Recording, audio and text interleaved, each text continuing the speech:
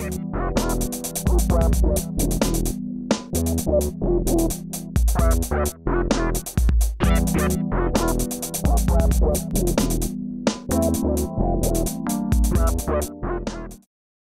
is Desm 101.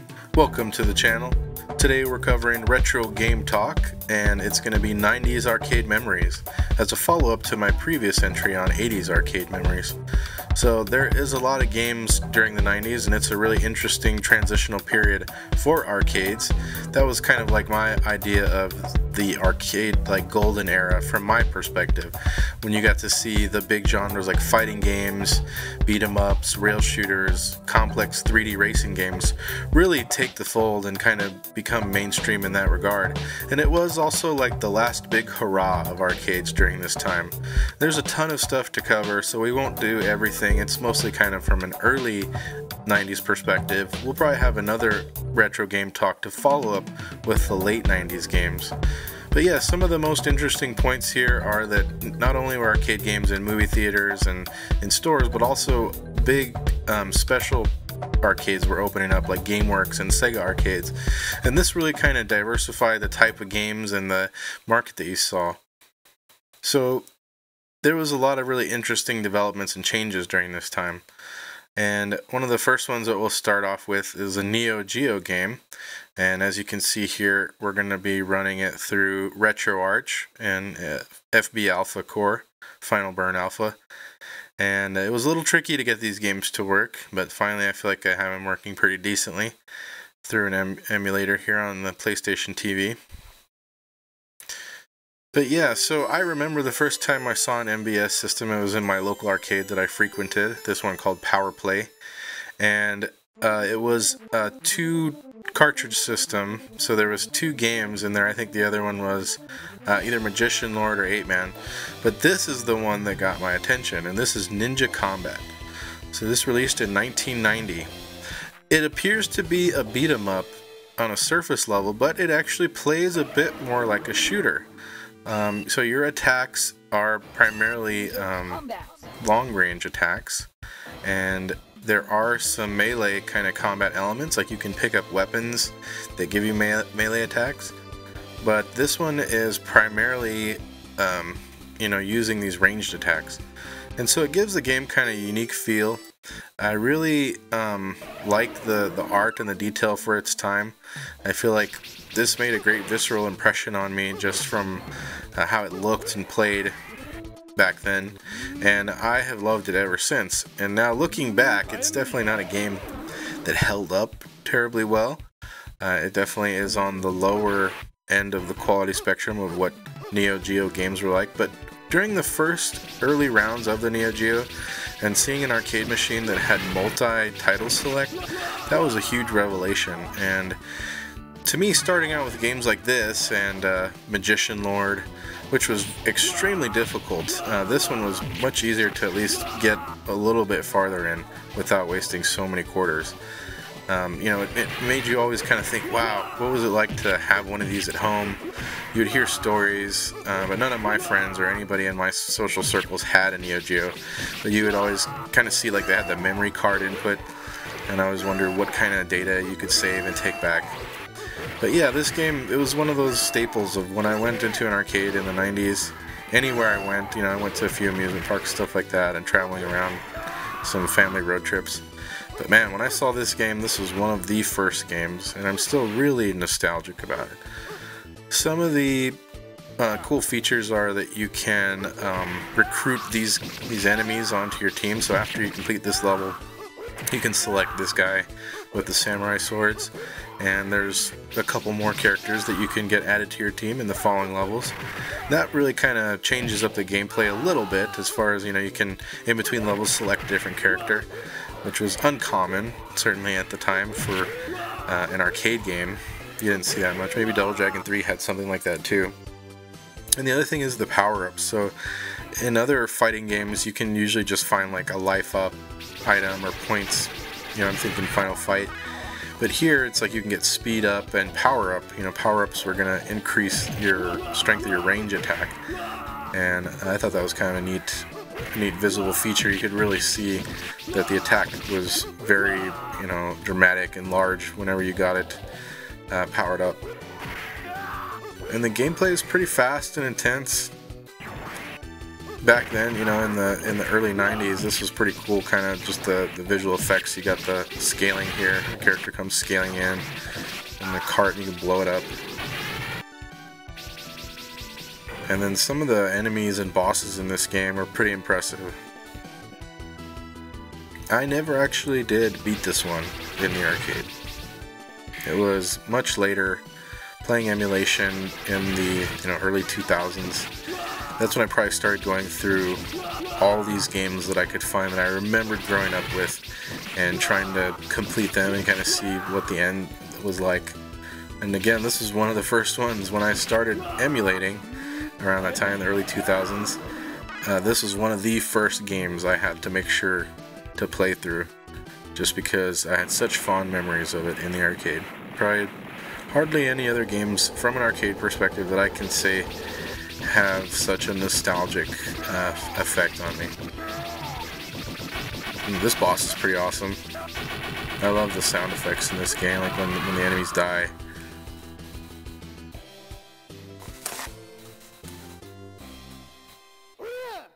So here, after you beat the boss, you can see where you get the chance to recruit the new character onto your team. I escaped from Genyo-Sai's spell and came to after the last fight. Let me go with Definitely has a Double Dragon kind of beat 'em up feel to it.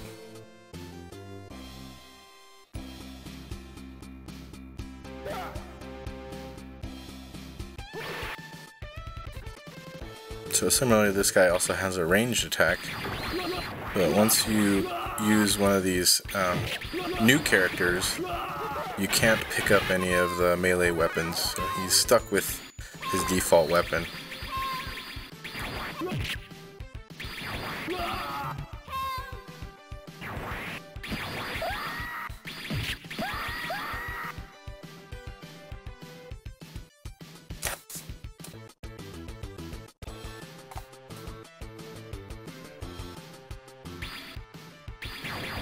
But yeah, as a kid, I really took notice of the quality of the Neo Geo games right off the bat.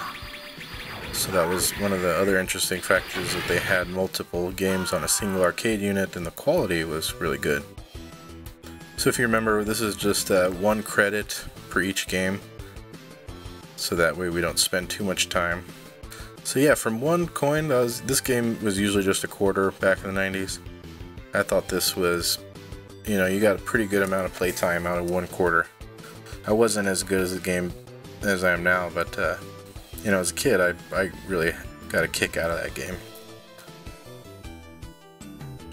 Moving on, we'll go ahead and talk about one of the most innovative and most popular, most groundbreaking games, and that's from 1991 with Street Fighter II.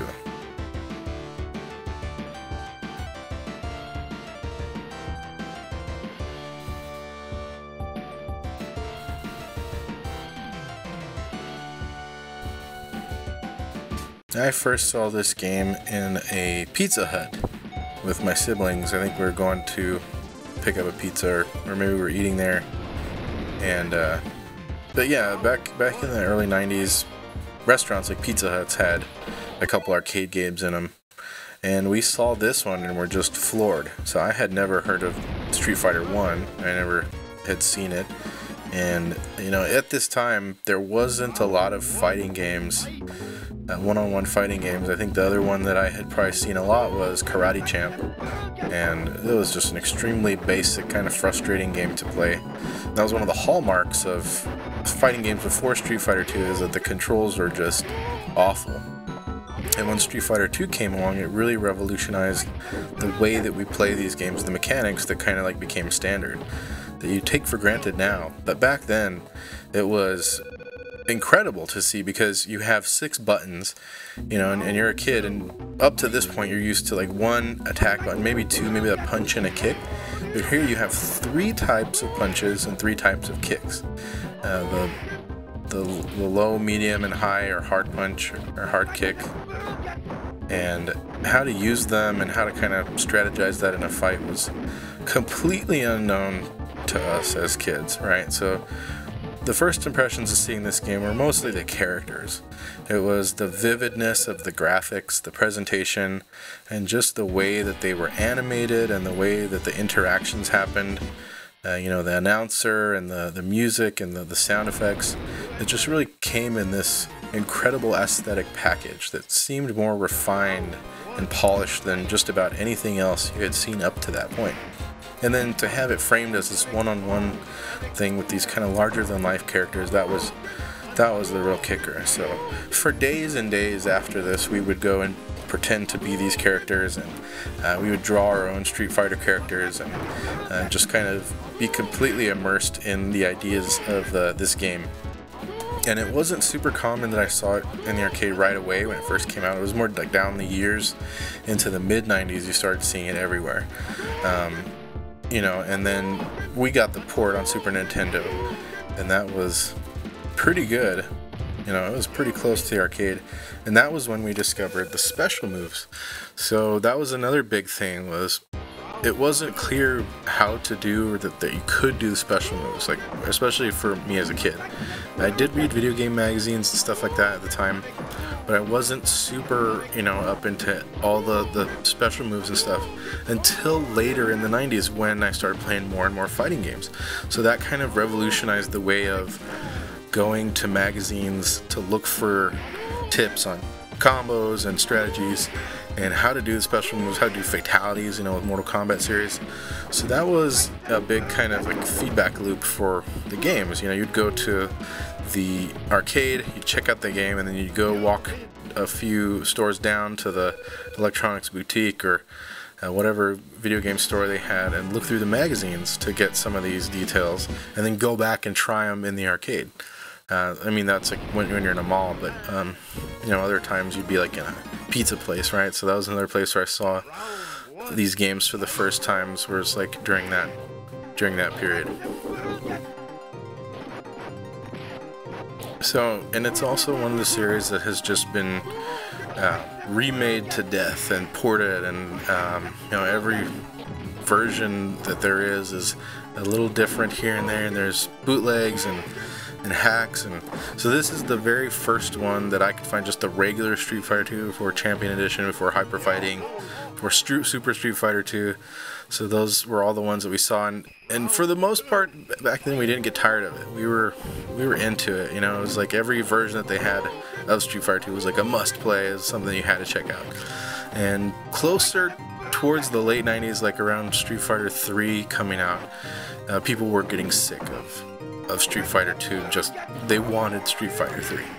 And I think Street Fighter 3 was pretty big deal, but it seemed like people were a little disappointed. It was definitely geared at the hardcore fighters, which makes sense. I think, again, they kind of, you know, invented this huge competitive style of fighting in the games. Like, it wasn't considered such a big deal. There wasn't so many people to the level of, you know, where it's basically like an e-sport. So it really innovated, again, just so many of these points. This was one of those games where there would be a big line of people wanting to play it in the popular arcades, and you would put your quarters up on the top of the joystick panel, so you'd have a line of quarters, and you'd always remember exactly which position your quarter is in, because that would be your turn. And a lot of times you'd have one guy at one spot with, like, you know, no quarters because he was beating everybody, and the other side would have all the quarters on it, because pretty much everybody would try to beat that one guy that was better than everybody else. So yeah, that's Street Fighter 2. My favorite guy is Ken. It's the standard for most of the Street Fighter games. I like Guile, also Chun-Li, but Ken is like my go-to favorite guy. Ryu and Akuma are cool too.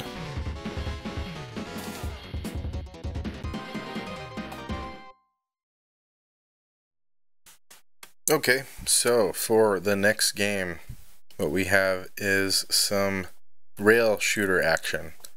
And this is based off of one of the most popular movies during the time, T2. So if you were in the arcades in the 90s, I'm pretty sure that you definitely played this game. It was everywhere, and it was notorious for being a broken, busted machine after a few years of being released. But wow, it was an incredible experience when it first came out. Today, it does not hold up so well. It gets kind of extremely repetitive and annoying to play. It's definitely really cheap and unfair at a few points, but still, it was incredibly fun for its time. But now looking back at it, it's definitely, you kind of have to wear some rose-tinted glasses to really enjoy it. But this was the version that was better, right? So it came out on a ton of platforms, ported all over the place to the portable systems, Game Gear, Game Boy, Super Nintendo, Sega Genesis, and none of them could compare to the original arcade game. So there was just something about all the features and the graphics, the speed of the gameplay, the details. It just made it the most incredibly impressive version. So it's one of those games where the enemies just feel kind of endless.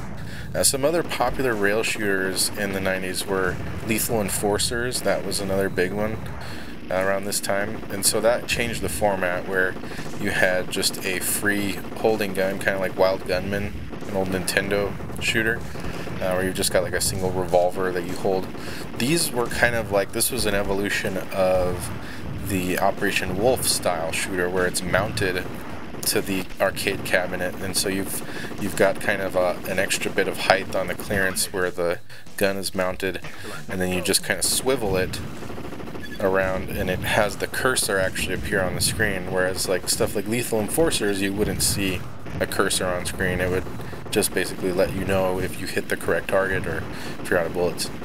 And so with these ones, the format was much more kind of like you just continuously fire the entire time you're playing, and you have to collect items to reload your ammo, as opposed to like Lethal Enforcers where you shoot off screen, or House of the Dead, those kind of shooters, which became popular more in the later half of the 90s and so on, even to now. They're far more popular in arcades. But this kind of shooter was definitely in the old school model where you just have an insane number of enemies shooting at you, ton of stuff causing damage, and you just have to fire constantly at this non-stop barrage of enemies. So one thing to note about this game is that there was another kind of spiritual successor to this as Revolution X, and that's the Aerosmith video game. And I think it was far less popular and was kind of like the death of these types of shooters. So after this, you really didn't see too many. I think there was a few more that were similar, like Gunblade. Those kind of games that were kind of, they still had a mounted gun, but the gameplay was far different. It was usually 3D based shooting. So yeah, T2, pretty cool game. Definitely a lot of memories. And with that, we're going to move on to another Neo Geo game. Now this is one that I was always extremely impressed with growing up. And I think one of the most notable things about it now is that this is 1990. And you have this game, The Super Spy, and this was, you know, another one of those really graphically impressive games where you're like, whoa, this guy is in a first-person perspective, and he's battling terrorists and using, you know, all these weapons and stuff like that. And it was an amazing kind of revelation, again, where you're just seeing this, like, oh, an arcade game where you're playing from the first-person perspective. And this is before I had seen Wolfenstein 3D, or way before Doom. And so it was a really neat idea, I think, as an arcade game, which of course you wouldn't really have that many arcade games that play like this moving forward. But it's weird to think of how, you know, console games really went in this direction now. Even still, I mean, it's still like one of the most popular genres is first-person shooters, first-person games. And this is really kind of one of those early proto first-person shooters, which, you know, it had a really cool presentation and a very fun style of gameplay. Mostly you're moving left and right, but you can actually move forward and backward, or mostly forward at some points. The levels get really big and kind of maze-like, And I didn't get a chance to play it a lot. You know, the few times that I did see it in arcades on an MVS system, I was always pretty much exclusively playing it with whatever money I had. It was really hard too, but what a cool and interesting game.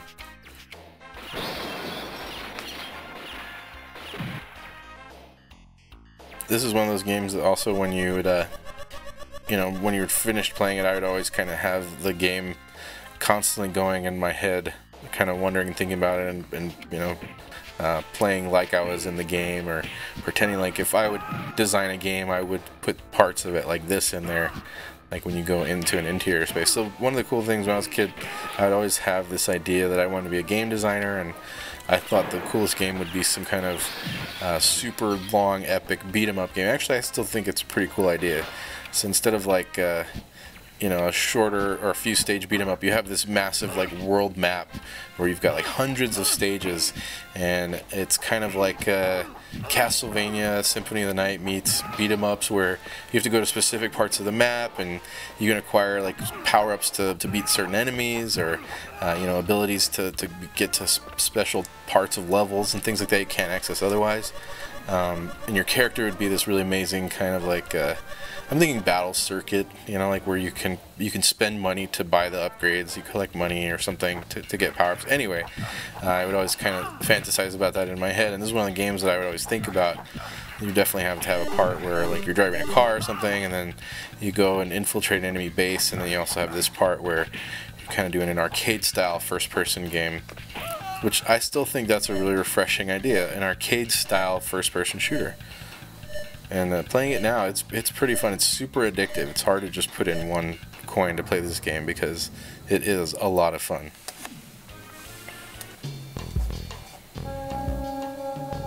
Alright, and for the next one, we're going to talk about Undercover Cops.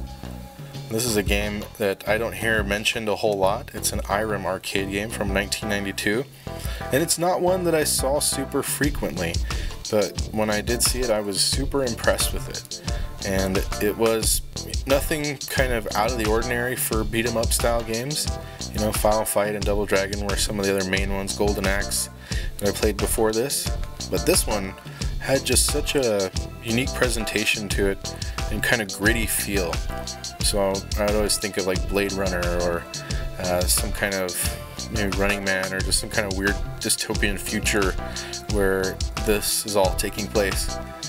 And some of the neat things that you could see in the game is, you know, besides the crazy amount of detail on the characters, you see things like the background and you know, with the skeletons on it, and then those beams, and you can pick up pillars out of the ground. So the weapons that you can use are pretty huge and crazy looking compared to other beat 'em ups at the time. You know, you get like a baseball bat, or you know, other like a sword or a knife and stuff. But here it's like, whoa, you can pull out this huge you know, pillar, and when you're smacking the enemies, it's breaking apart. So you know, the detail throughout the game is something really neat, and gets your mind going when you start playing stuff like this. And the characters are funny. You have this chick who kind of uses her butt as an attack. You know, it's totally a 90s thing. And then you have the football player, kind of jock guy. I think he was another like archetype that you saw a ton in the 90s. Like, I think he was in there was a G.I. Joe character that was a football guy. There was the guy from World Heroes, if you play that fighting game. It's another Neo Geo ADK game where you can pick a football guy. What else? I know there's a ton, there's a lot more, but those are just the ones that come to my mind. But yeah, this is another game that had that football player archetype. You got a big meathead football player guy who's in a beat 'em up. But the girl is good, she's fast. The other guy is another fast, like kung fu guy who's pretty awesome. But the character designs are awesome here. I love the way that everything looks in the background and the enemies and stuff. If you could tell, I don't know, that was really quick, but that pickup was a screen of R-Type. So it's a shout out to another IREM's games, which we did talk about in the last episode of 80s Arcade Memories.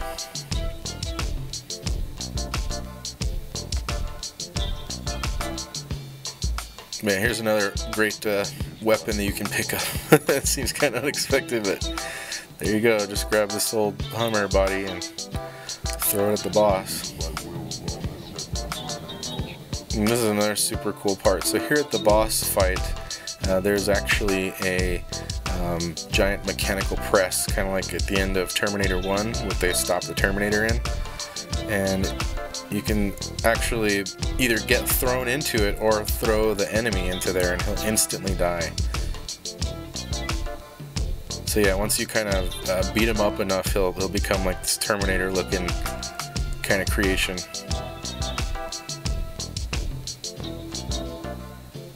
And you can see there's a danger sign that lights up at the corner of the screen there if you can knock him in. Perfect.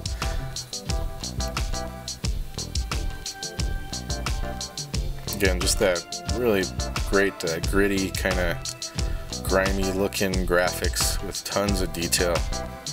Really appealing to look at, in my opinion. Fun game too.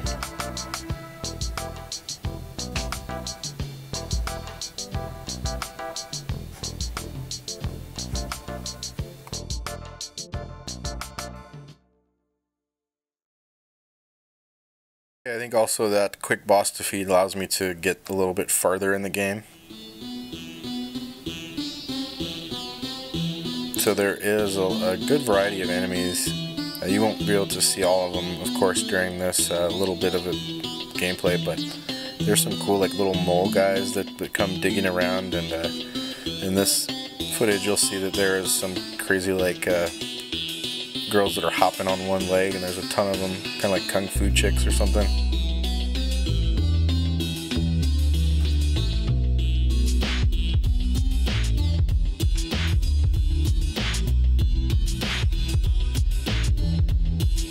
But yeah, I think this gameplay holds up pretty well today. It's a neat mix of, you know, big character sprites and a good move set, decent amount of moves that you can pull off. You can do like a running attack. I think for me that's one of the big qualifiers when I'm playing beat 'em up games nowadays. If I can do a dash and then combine it with an attack, like a dash attack or a dash jump, you know, and so on. If there's more like, you know, jumping and, you know, press jump and you'll do like a slide, and then you'll do like a slide tackle if you press the attack. That's even more that's added. So those kind of features, like for me, having a moveset with those moves specifically with a dash is always a good sign for me. It's not guaranteed that it's going to be a good beat 'em up, but if it lacks that, then generally I'm gonna get tired faster. So you know, because just the standard kind of like combo attacks where you're just like punching them and kicking them over and over again, or like, you know, switching between that and jump kicks, I'll get really tired of that quick. And I think that's one of the downsides of this genre, is that you know, sometimes when you're playing like Streets of Rage, it's an amazing game, but it just, some of the levels go on, and the game just goes on for so long.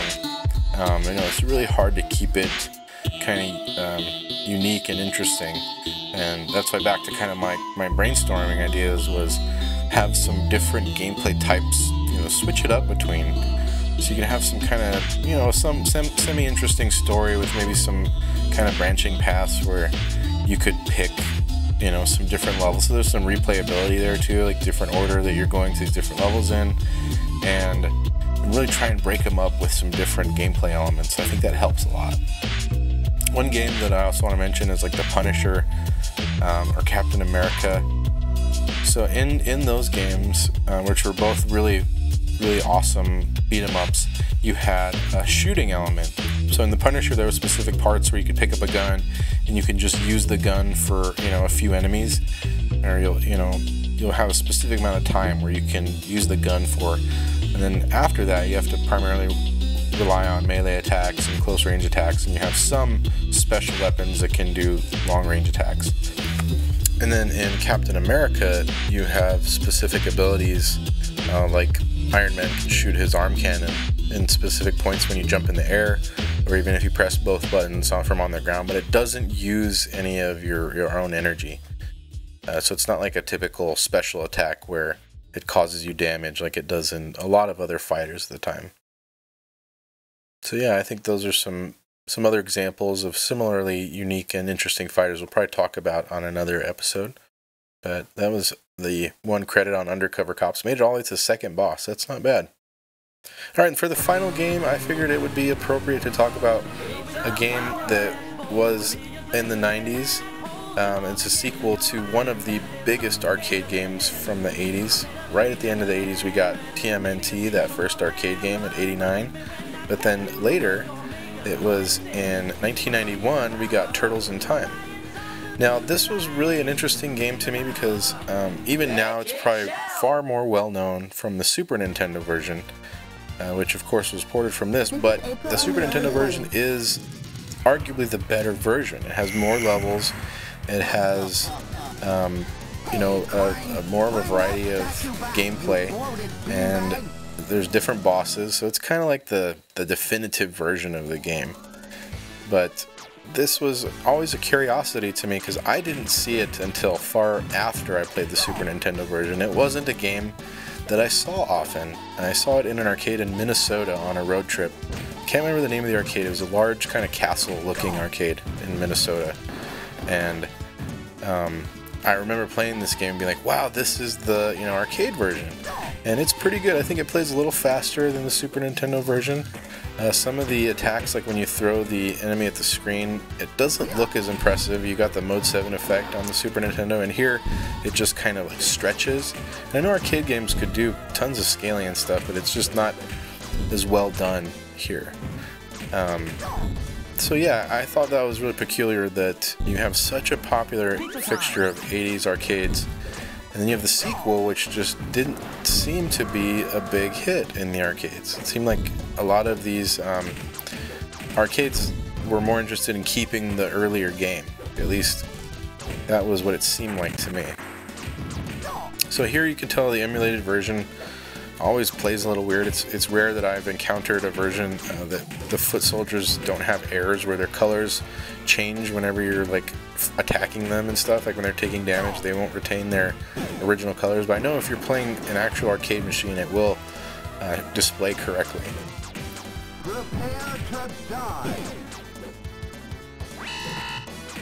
And yeah, back to what I mentioned before, this was a little different from the Super Nintendo version, so you're missing the Technodrome level.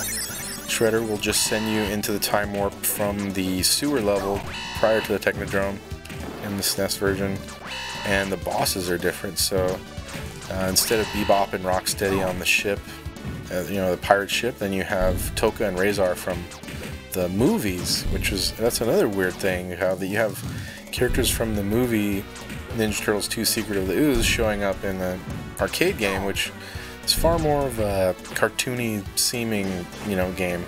Cartoony looking, cartoony feeling. And then what else? Oh yeah, so instead of Slash in the prehistoric level, you fight some Mudman. I'm trying to remember that character's name. He looks pretty cool in this version. And this is definitely a fun game. It's one that I probably would have really enjoyed to see more in the arcades. But, it's always been kind of a big curiosity to me that you didn't see it so often in the wild. At least not me. Alright, and that's about all we have for today, guys. Tell me, what are some of your favorite arcade games from the 90s? What are some ones that you might want to see in part 2 of this video? I think the 90s were my favorite time in the arcades. As I said before, it's kind of like my golden era.